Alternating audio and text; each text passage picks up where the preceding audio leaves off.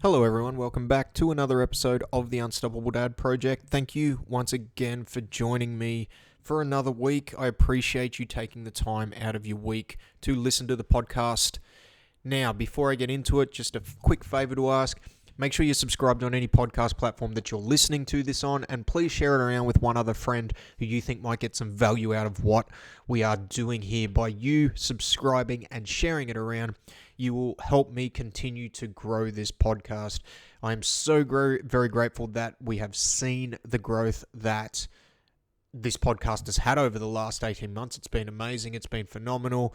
The feedback, the comments, the messages. I am so very grateful for all of you. And I'd love to see this continue to grow. So I can only do that with your help. So please subscribe and share it with one other friend. Now, this week I was having a conversation with a client of mine, and we were talking about one of the things that they were struggling with was to get their training done when they scheduled it to do it. And what I mean by that is basically they would schedule their training days in, so Monday, Wednesday, Friday at a particular time, and then what would happen is that time would roll around, and then they would think of something else that they needed to do. They would then go and put another priority in the place of going and doing that training, whether it be they had to go and do something for their business, or it was that something else had to be done, right? And what they found is all of a sudden 2 weeks had passed by and they hadn't even done a session. And then they went to do another session, and when they rocked up to their gym, the headphones weren't charged, and then they just turned around and they just went home. And it was just kind of this compounding effect, right? Where it had just gotten to a point where it felt like everything was too hard. They felt like they were unmotivated. They felt like they weren't getting anywhere with their training, even though they'd only missed out for 2 weeks. And they were in a spot where they just felt mentally stuck. They didn't know what to do. And we had a conversation around just that feeling, and then where they were at, and some actions that they could take in order to come out the other side. And when I spoke to them, I actually said to them, look, this is something that I've actually been guilty of, believe it or not. And sometimes I think people think like coaches and trainers, like we're constantly motivated to train. And the short answer is we're not. For me, one thing that I've worked out, obviously working with hundreds of people over the years, and also taking a good, hard, critical look at myself, I'm not motivated to train more than I am motivated to train. But it has just become so ingrained in me that I just go and do it. And I enjoy it while I'm doing it, and I feel better for it after I do it. But to actually get started on it, sometimes it's hard for me to get started on it because I just don't feel like doing it. And this process of legitimizing other actions over the top of it is something that, for me, since I've shifted from having the gym, has actually gotten worse. And it's that feeling of, I've got this time scheduled in to train, but I could actually use that to go and do this on the business. Or I need to do this. If I do this now, then that's going to make things easier on me later on. And now sometimes things are urgent and they do have to take priority over training. I'm not doubting that at all. There is going to be instances in life where that just happens. Now, that doesn't matter whether it's something to do with the kids or it's something to do within running a business or your job. There is just going to be things where you're going to have a session scheduled in and something urgent comes up and it has to take priority over it.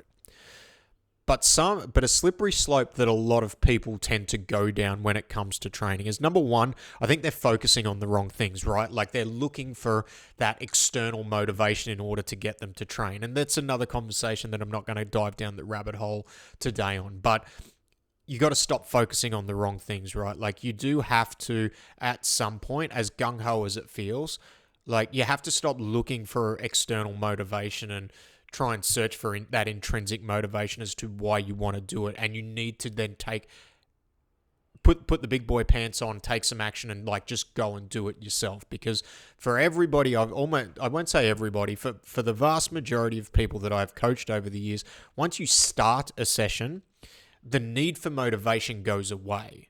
And there are things we can do as a coach setting up the session where it's like, all we need to do is to get you moving. And once you are moving, the rest of it kind of flows on.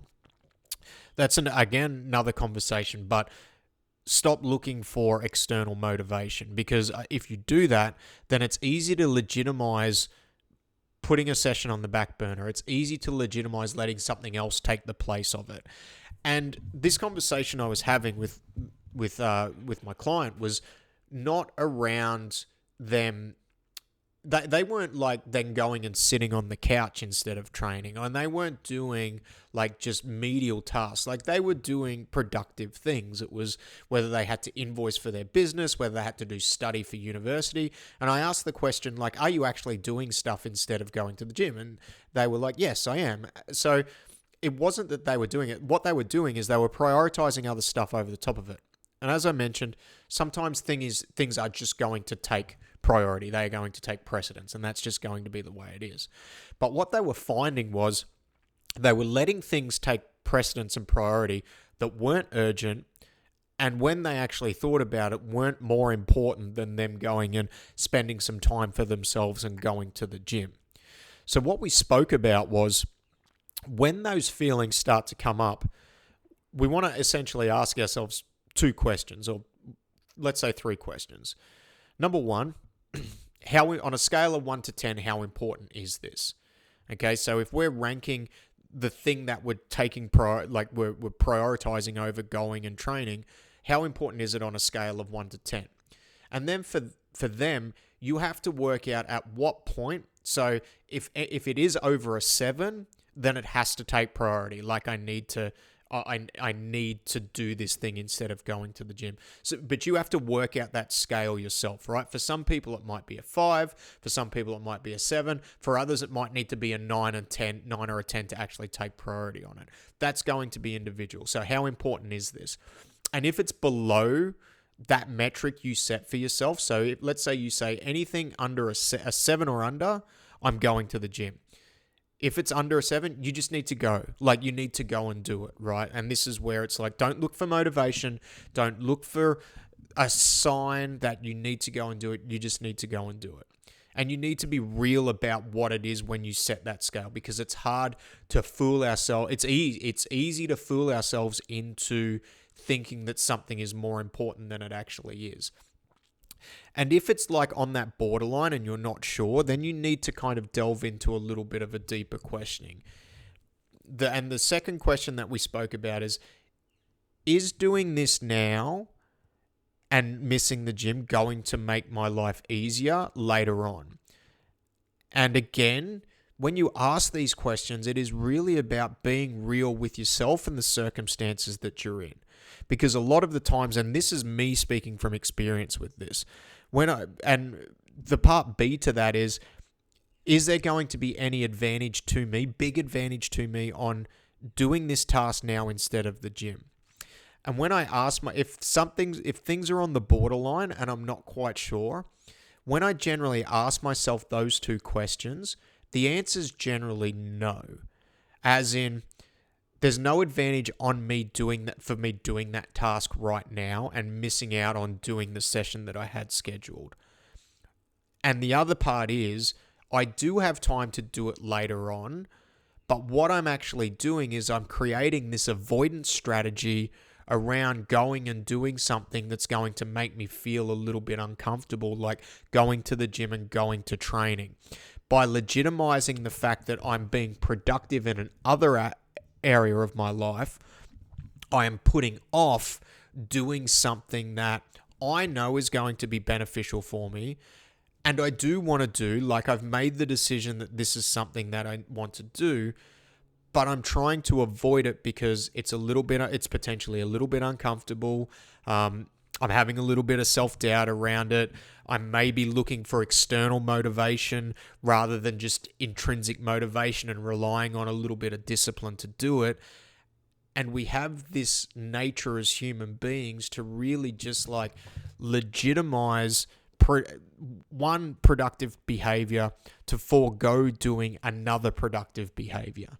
And this is the thing, this is the conversation that we had, because the reason this person jumped on the call with me rather than just packing it all in was they genuinely wanted to work out what was going on. Like they really wanted to be able to implement training. They knew it was important.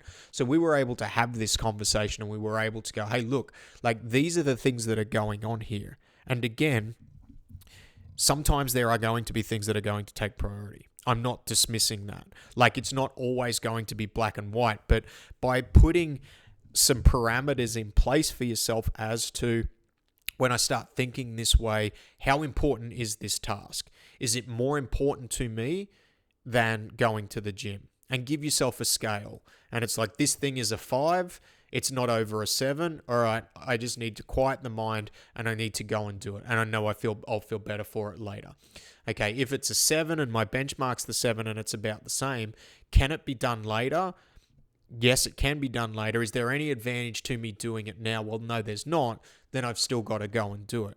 And let's say it is a 7. And I'll give you an example for myself. I struggle to do creative social media posts, right? Like it's something that I've always struggled with. And I know for me that if I do them in the morning, they're going to be better. They're going to come off better. It's one of the reasons why I record this podcast earlier in the morning. It's just, for me, it works better to do that at that time. But it's important for me to do these social media posts, especially now, given that we run an online program. It's the one way I get information out there, and it's also another way that I bring clients in. So it's important for me to do it. And I have to do so, I don't have to, but I choose to do so many per week, right? And there's going to be some mornings where maybe I haven't done it and I need to do it on this particular day, and maybe I've got to push my training session back to later in the day, or maybe I've got to miss the training session for the day because I have to do some stuff for the business. And for me, like I know within myself that if I put posts together later on in the day, they're not going to be as good as if I do them in the morning. So then I've had to have a conversation about where I'm structuring my programming, how I'm doing my training program, and how my life's organized, right?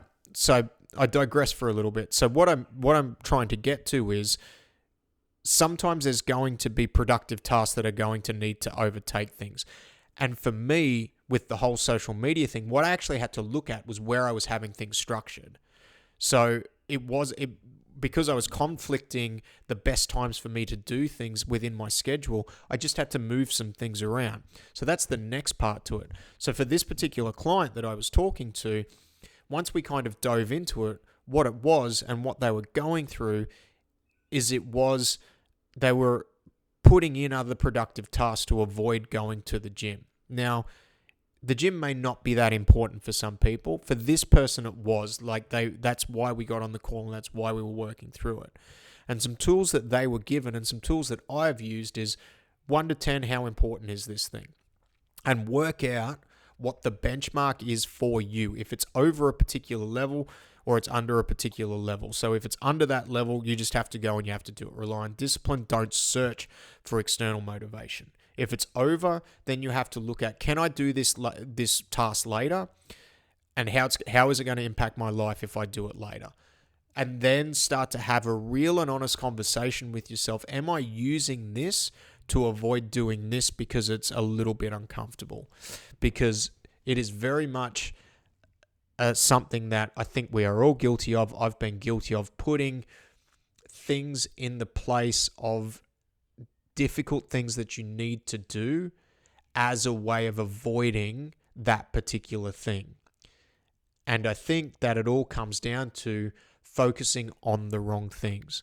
I think once you understand why you want to undertake a particular task and a particular action, and then you understand its level of importance within your values, and this all ties back into a conversation that I have with a lot of clients, and I also have put out on the podcast, like understanding your hierarchy of values. Where do particular actions, habits, and behaviors rank on your individual set of values?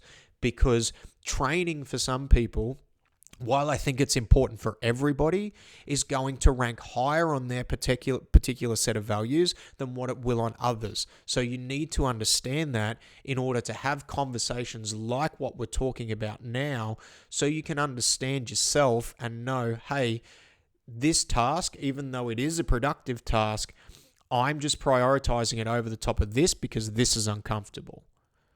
And that's where it all comes down to self-understanding, self-knowledge, and knowing the direction you want to take yourself, because then you can have those conversations. So let me know if it's something that you're guilty of in the past, where even though we are doing something productive, we're putting it in front of something else because it's uncomfortable. I see it all the time with people with training. I've done it with my own training.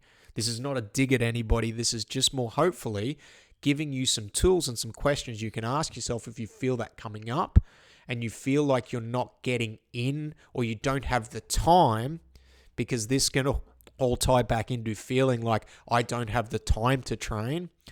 Maybe you do have the time to train. Maybe we just need to understand our own value system and where everything sits in there. And maybe we're just letting other tasks, albeit they may be productive tasks, take priority over something that we feel we should be doing or we feel that we want to do. So hopefully that helps. Let me know what you think. Let me know if it's something that you've struggled with. Make sure you are on the social media platforms. So the Unstoppable Dad Project on Facebook and at the Unstoppable Dad on Instagram. I will be releasing details of a new program that I will be launching in a few weeks this week. So it is our 30-day to Unstoppable program. It is a little bit of a different program and a different take to what I have done in the past. It is a bit of a short-term push that is going to be we will taper off into long-term sustainable habits at the end. So stay tuned for that. Like, share, subscribe. Thanks for listening. Have a great day. We'll talk to you soon. Bye.